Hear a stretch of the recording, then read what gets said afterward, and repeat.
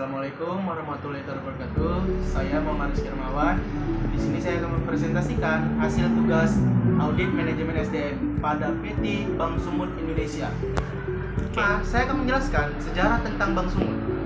Pada PT Pembangunan Daerah Sumatera Utara atau yang lebih dikenal dengan Bank Sumut adalah sebuah bank pembangunan daerah yang bersifat devisa, didirikan pada tanggal 4 November 1961. Bank Sumut dibentuk dengan status perseroan terbatas.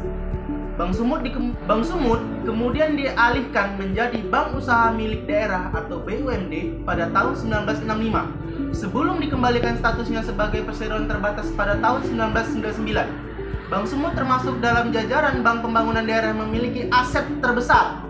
Saat ini asetnya telah mencapai 27 triliun dengan dukungan 200 unit kantor yang tersedia di kantor cabang utama, kantor cabang pembantu, kantor cabang unit mikro, kantor kas, serta payment point dengan cakupan wilayah kerja hingga Batam, DKI Jakarta, cabang Anterium Senen, cabang Malawi, dan cabang Cideng. Lalu, berdasarkan temuan bukti yang kami peroleh selama audit yang kami lakukan, kami dapat menyimpulkan sebagai berikut. Kondisi pertama, tidak sesuai permintaan formasi karyawan yang diusulkan oleh divisi cabang dengan realisasinya. Divisi cabang yang telah mengusulkan jumlah dan keahlian dan tugas yang dilakukan dan disampaikan kepada fungsi SDM. Namun, realisasi perolehan karyawan tidak sesuai dengan apa yang diminta, serta SKAI yang auditornya kurang tidak dapat terpenuhi, dan apabila pun ada restorasi jabatan, maka akan diterima adalah karyawan yang tidak punya latar belakang audit. Begitu juga dengan bagian unit akuntansi, masih dirasa kekurangan jumlah karyawannya. Yang kedua, proses rekrutmen untuk tenaga special hire belum dapat dipenuhi. Yang ketiga, pemenuhan personil pada struktur organisasi yang baru seperti tenaga outsourcing untuk tenaga marketing, funding, dan lending belum terpenuhi. Keempat, pemenuhan SDM masih belum efektif. Tidak sesuai antara jumlah kebutuhan karyawan dengan apa yang ada dalam kenyataan di lapangan. Dalam prakteknya, jumlah karyawan pada suatu divisi kadang kurang dan kadang lebih. Seperti jumlah karyawan di divisi SKAI dirasa kurang. Tambahnya, karyawan bisa diperoleh melalui divisi lain dengan kualifikasi tidak sesuai dengan tugas SKI.